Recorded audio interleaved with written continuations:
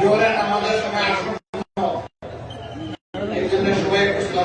হালিম ভাই হালিম ভাই তার আগে একটু নড়াচড়ে উঠি লিল্লাহি তাকবীর লিল্লাহি তাকবীর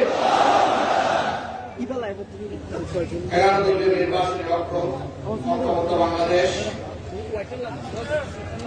আগামী নির্বাচনকে সামনে রেখে আজকের এই নির্বাচনী জনসভার সম্মানিত সভাপতি 11 দলের কেন্দ্রীয় এবং স্থানীয় নেতৃবৃন্দ শহীদ পরিবারের সদস্যবৃন্দ জুলাই যোদ্ধাবৃন্দ এবং প্রিয় কক্সবাজারের ভাই বোনেরা সাংবাদিক বন্ধুগণ প্রশাসনিক দায়িত্বে নিয়োজিত সদস্যবৃন্দ আমি মহান আল্লাহ তাআলার শুকরিয়া আদায় করছি জুলাই বিপ্লবের পরে দ্বিতীয়বার আমার কক্সবাজারে আসা আলহামদুলিল্লাহ যখন আসি তখন নির্বাচনের দিনক্ষণ ঠিক হয়নি এখন দিনক্ষণ ঠিক হয়েছে এবং ঘনিয়ে এসেছে এবারকার নির্বাচন আমার আগে কথা বলে গেছে এটা 8 সাল 14 সাল 18 সাল 24 সালের নির্বাচন নয় এই নির্বাচন হচ্ছে জাতির দিক পরিবর্তনের নির্বাচন এই নির্বাচন হচ্ছে জুলাই বীরদের প্রত্যাশা পূরণের নির্বাচন এই নির্বাচন হচ্ছে মা-বোনদের জন্য একটা নিরাপদ বাংলাদেশ গড়ার নির্বাচন এই নির্বাচন হচ্ছে শিশুর স্বপ্নে মেলে ধরার নির্বাচন এই নির্বাচন হচ্ছে পচা গুণে ধরা 54 বছরে যেই রাজনীতি দফায় দফায় ফেসিবাদের জন্ম দিয়েছে সেই রাজনীতিকে বিদায় জানানো লাল কার্ড দেখানো নির্বাচন ইনশাআল্লাহ 12 তারিখ এদেশের আপামর জনগণ লাল কার্ড দেখাবে ইনশাআল্লাহ আজকে যে উত্থান জনস্রোত যেটা আপনারা লক্ষ্য করছেন এটা শুধু কক্সবাজার নয় এটা এখন 56,000 বর্গমাইলের একই দৃশ্য এর আগে জুলাই তরুণেরা জাতিকে সিদ্ধান্ত জানিয়ে দিয়েছে যে আমরা আছি ইনসাফের পক্ষে আমরা পুরানো রাজনীতির পক্ষে নাই ফেসিবাদের পক্ষে নাই যারা জুলাই চেতনা ধারণ করে আমরা তাদের পক্ষে নাই সব জানিয়ে দিয়েছে ডাকসু থেকে শুরু আপাতত জকসুতে এসে ঠেকেছে ঠেকে দেওয়া হয়েছে ঠেকে নাই ঠেকে দেওয়া হয়েছে ভীত সন্ত্রস্ত হয়ে পড়েছে যেখানে এখন নির্বাচন সেটাই এখন আরো পার্টি হারার ভয়ে এখন সব নির্বাচন ঠেকাই দেয় জোর করে মানুষের মন দখল করবে হবে না মাহমুদা কিন্তু বলে গেছে তাকে নিয়ে বুলিং করা হচ্ছে অপমান করা হচ্ছে সে কে ওই তাদের কারণেই তো আজকে অনেকে জেল থেকে বের হয়েছে তাদের কারণে অনেকে বিদেশে চিকিৎসার সুযোগ পেয়েছেন তাদের কারণে অনেকে দেশে আসার সুযোগ পেয়েছেন আজকে সেই উপকারীকে আপনি উপহাস করেন এটা তাদের জন্য উপকার হবে ইনশাআল্লাহ আমরা এই মৃত্যুদেরকে কথা দিচ্ছি ইনশাআল্লাহ 13 তারিখ থেকে নতুন একটি বাংলাদেশ জনগণ পাবে সেদিন আমাদের মায়েদেরকে আমাদের মাথার উপরে তুলে মর্যাদা দেব ইনশাআল্লাহ তাদেরকে ঘরে চলাচলে কর্মস্থলে সব জায়গায় তাদের পূর্ণ নিরাপত্তা নিশ্চিত করা হবে শিক্ষায় আমরা বলেছি মাস্টার্স পর্যন্ত তাদের সমস্ত শিক্ষা খরচ বহন করবে সরকার বলবেন মায়েদেরকে বললেন এটা বৈষম্য না তারা তো স্লোগান দিয়েছে বৈষম্যের বিরুদ্ধে আমাদের কিছু বললেন না বললাম না এই কারণে এটা বৈষম্য নয় এটা তাদের পাওনা এটা তাদেরকে দিতে হবে বুঝলাম না কিভাবে পাওনা হয় আচ্ছা এই যে এত বড় সমাবেশ এখানে লাখো পুরুষ এসেছেন আপনার জীবনে কাউকে কোন পুরুষকে তার পেটে বাচ্চা ধারণ করতে দেখেছেন আপনারা কেউ নিয়েছেন বুকের দুধ দিতে পারবেন না নিজের বুকে সন্তানের জন্য শিশুর জন্য বিছানা বানায় দিতে পারবেন এই নিয়ামত আল্লাহ তাআলা মাদেরকে দিয়েছেন এই মাদেরকে যে জাতি সম্মান করবে আল্লাহ তাআলা সেই জাতিকে সম্মানিত করবেন ইনশাআল্লাহ আর এই মাদেরকে যারা সম্মান করতে চাইবে না তারা আল্লাহর কাছ থেকে কোনো সম্মান পাবে না জুলাই যুদ্ধের রাস্তায় নেমে বলে নাই আমাদেরকে বেকার ভাতা দেয় তারা বলেছে আমাদেরকে কাজ দেয় আমার পাওনা কাজটা আমার হাতে তুলে দেয় হারিয়ে না যায়। এই ছিল তাদের দাবি যে আমার মেধা যোগ্যতা অনুযায়ী আমার যে প্রাপ্য সেটা আমার হাতে দেয়। আমরা যুবকদেরকে বলছি পরিষ্কার একদম সাফ, আমরা যুবকদের হাতে বেকার ভাতা তুলে দিয়ে অপমানিত করবো না। আমরা তাদের প্রত্যেকটা হাতকে মজবুত করে গড়ে দেব দেশ গড়ার কারিগর হিসাবে। তারপরে কাজ তুলে দিয়ে বলবো এবার আগাও এদেশ কুমার, এবার চিৎকার দিয়ে বলো আমি বাংলাদেশ। সেই বাংলাদেশের গর্বিত নাগরিক বানাতে চাই যুব সমাজকে। আপনারা দোয়া করবেন। সম্মানিত বন্ধুগণ, বিভিন্ন ধরনের অনেক কিছু ঘটায় তারা করে এগুলা যখন দেখে চতুর্দিকে অন্ধকার, তখন দিনকে রাত মনে হয়, দিশাহারা হয়ে যায়। কি করবে কি বলবে হিসাব খুঁজে পায় না। কিন্তু মনে রাখবেন, এ দিয়ে জনগণের ভালোবাসার জোয়ার ঠেকানো যাবে না। জনগণের দেহের উপর চাবুক মারতে পারবেন, মনের উপরে চাবুক মারতে পারবেন না।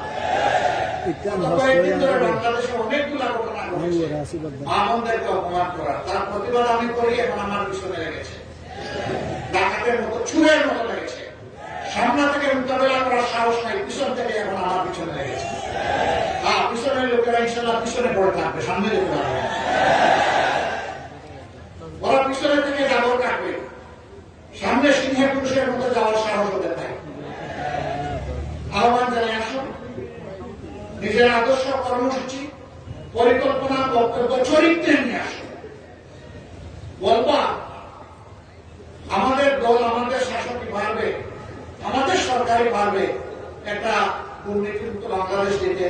অবশ্যই বলে তাই কেউ কেউ বলেছেন ত্রুটি চিনতে করতে, বগলের তলে রেখে না, আর আপনি দিবেন বাংলাদেশ দুর্নীতিমুক্ত করে।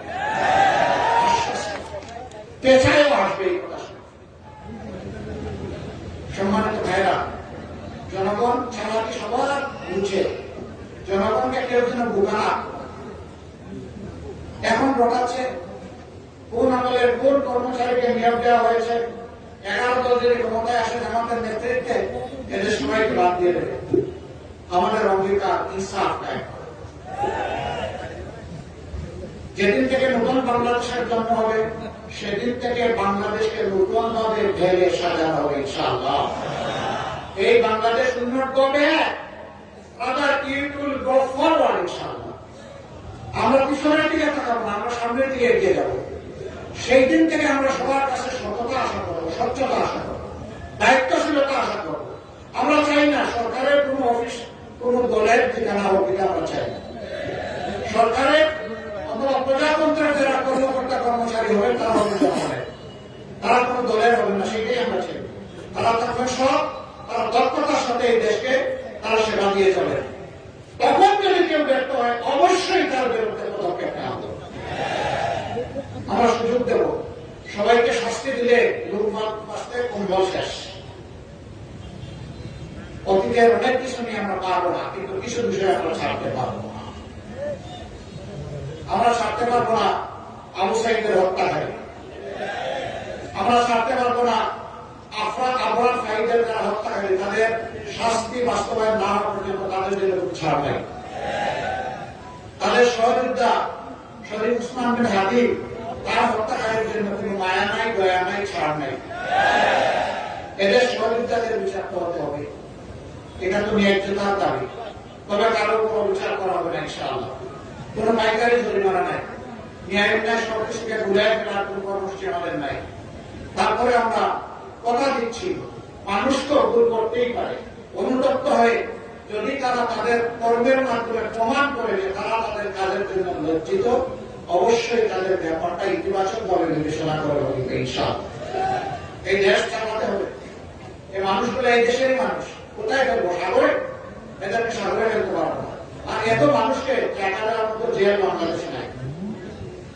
সবার লাগবে না, লেজ ধরে পা ধরে টানাটানি না করে কান ধরে টান দিলেই হয়ে যাবে ইনশাআল্লাহ। আমরা লেজার পা ধরবো না, আমরা মাথার ওই যে ডানার পায়ে কান আছে ওইটা ধরে টান দিব, যা করবো, যাতে একজনের শাস্তি থেকে 1000 জন শুদ্ধ হয়ে যায়, পরিশুদ্ধ হয়ে যায়। এই কক্সবাজার এটা এখন পর্যন্ত কেন হংকং হতে পারলো না? কেন এটা সাংহাই তো পারলো না? কেন এটা সিঙ্গাপুর হতে পারলো না? পারলো না অসৎ দুর্নীতিবাজ লোকেরা ব্যাংক ডাকাতদের কারণে ওরা জনগণের নিয়ে জনগণ নিয়ে চিন্তা করে না। কারণ তারা তাদের নিজেই পড়ে আসে বাংলাদেশে সব 14 গোষ্ঠী টাকায় দেশে দিয়েছে। এরাই আমাদের দেশকে লুটে লুটে শেষ করে দিয়েছে। আমরা কথা দিচ্ছি, দেশ থেকে যে 28 লক্ষ কোটি টাকা দেশ প্রচার করা হয়েছে, ওদের পেটের ভিতরে হাত ঢুকে বের করে আনবো এবং সেই টাকা রাষ্ট্রীয় কোষাগারে জমা হবে। জনগণের উন্নয়নে ইনসাফ ভিত্তিক সেটা বের করা হবে। কোন মামা খালু, কোন প্রেসিডেন্ট, প্রধানমন্ত্রী, মন্ত্রীর মুখ দেখা হবে না। যার যেটা পাওনা তার কাছে সেটা পৌঁছে দেওয়া হবে। 10,000 এটা অপার সম্ভাবনার একটা পর্যটন এরিয়া, কিন্তু না সেভাবে বিকশিত করা যায়নি। এখানে অনেক অনিরাপত্তা আছে, সোশ্যাল ক্রাইম আছে।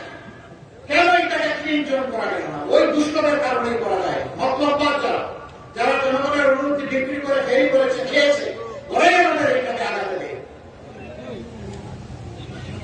সম্মানিত ভাইরা, সব জায়গায় শিক্ষাই হচ্ছে জাতির মেরুদণ্ড। এই জায়গায় মানুষের প্রাণের দাবি এখানে একটা পাবলিক বিশ্ববিদ্যালয়। আমরা আপনাদের আওয়াজ দিয়ে খুব হালকা দেখবো। যদি চান দোয়া করেন, শুধু বিশ্ববিদ্যালয়ের মানে দোকান খোলা, সার্টিফিকেট তৈরির ফ্যাক্টরি না। আমরা সেই শিক্ষা ব্যবস্থা গড়ে তুলতে চাই যে শিক্ষা মানুষকে মানুষ বানাবে, আবার একই সাথে দেশ পড়ার কারিগর বানাবে। আমরা কোন একাডেমিক জাস্ট থিওরিটিক্যাল এডুকেশনে বিশ্বাসী নই। আমরা মরাল এবং প্রফেশনাল এডুকেশন আমাদের সন্তানদের হাতে তুলে দেবো ইনশাআল্লাহ। কোন গরিবের সন্তান ওই শিক্ষা থেকে বাদ পড়বে না, ওই শিশুর দায়িত্ব সরকারের। কারণ আমরা রাজার ছেলে রাজা হোক, এই রাজনীতির আমরা বিরোধী। যার যোগ্যতা আছে সেই এই দেশের সেবক হোক, ওইটাই আমরা দেখতে চাই। আমরা আল্লাহর কাছে দোয়া করি, আমার একজন রিক্সা চালক শ্রমিক ভাইয়ের মেধাবী সন্তান আগামীতে বিকশিত হয়ে সে যেন বাংলাদেশের প্রধানমন্ত্রী হয়। আমরা ওই দেশটা করতে চাই, ওই দেশটা আমরা দেখতে চাই যে এই দেশে ইনসাফ কায়েম হওয়ার মানে হচ্ছে একজন সাধারণ মানুষ অপরাধ করলে তার দেশ শাস্তি হবে। দেশের প্রেসিডেন্ট, প্রধানমন্ত্রী যদি একে অপরাধ করেন তাদেরকে আইন ছাড় দিয়ে কথা বলবে না। আমরা সেই বাংলাদেশে করতে চাচ্ছি। ওই বাংলাদেশে আপনারাও চান? আলহামদুলিল্লাহ, আসুন তাইলে সেই বাংলাদেশের জন্য আমরা এগিয়ে যাই। দুটি ভোট, প্রথমটা কি ভোট? হ্যাঁ ভোট। প্রথমটা কি ভোট? কিসের পক্ষে? হ্যাঁ। জুলাই আকাঙ্ক্ষার পক্ষে। হ্যাঁ। জুলাই যে আকাঙ্ক্ষা ধারণ করে তাকে সম্মান করার নাম হচ্ছে হ্যাঁ। অনেকে প্রথমে না বলছে, এখন জাতির জেলায় আস্তে আস্তে হ্যাঁ বলে। এটা তাদের মুখের নয়, মুখের কথা হোক, আমরা দোয়া করে। কিন্তু এবার কেউ না পক্ষে দাঁড়ালে জাতি তার কাছ থেকে হিসাব নিকাশ ভালো করে বুঝে নেবে। 12 তারিখ প্রথম গ্রুপ হবে ইনশাল্লাহ। হায় হার মানে আজাদি, না মানে গুলামি। আজাদি না গুলামি? আজাদি না গুলামি? ইনশাল্লাহ আমরা সবাই হার দিব। সমস্ত জনগণকে উদ্বুদ্ধ করে সাথে নিয়ে জোয়ার সৃষ্টি হয়েছে, সেই জোয়ার ভোটের বাক্সে পৌঁছে দেব ইনশাল্লাহ। এরপরে ভোটটা হচ্ছে 11 দলের মনোনীত ঐক্যবদ্ধ বাংলাদেশের প্রার্থীদের জন্য। এখানে 4টি আসনে দাঁড়িপাল্লার প্রার্থীরা আছে। আমরা একটা আসনের প্রার্থীর হাতে আজকে মহেশখালীতে সেই প্রতীক তুলে দিয়ে এসেছি। বাকি 3 জন ইনশাল্লাহ এখানে হবে। 10,000 একটা প্রার্থী আসে।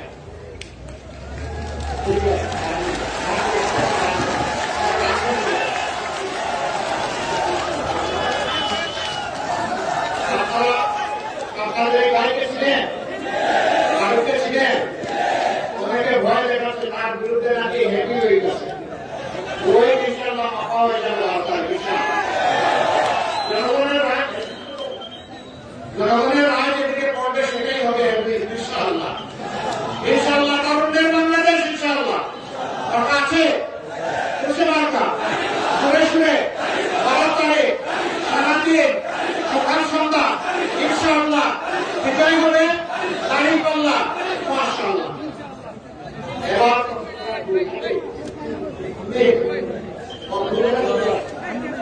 আচ্ছা আলহামদুলিল্লাহ আপনাদের ভাই শহীদুল আলম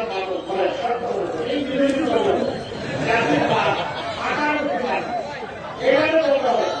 আর একটা হয়, হাতটা আমরা উঁচু করে পুরুষের প্রতি ইনশাআল্লাহ, মাশাআল্লাহ, কক্সবাজারে, সারা দেশে, 12 তারিখ সকাল সন্ধ্যা সারাদিন বিজয়ওয়ালা ইনশাআল্লাহ, মাশাআল্লাহ। এরপরে কক্সবাজার চলা আলহামদুলিল্লাহ।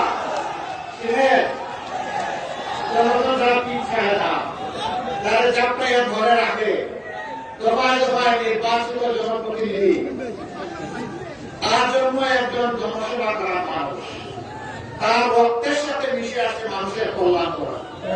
তিনি হচ্ছেন আপনাদের সম্মানিত জেলা আমির জনাব নূর আহমদ। নূর আবার আনোয়ার, বুঝতে পারছেন, মানে আলোর মেলা।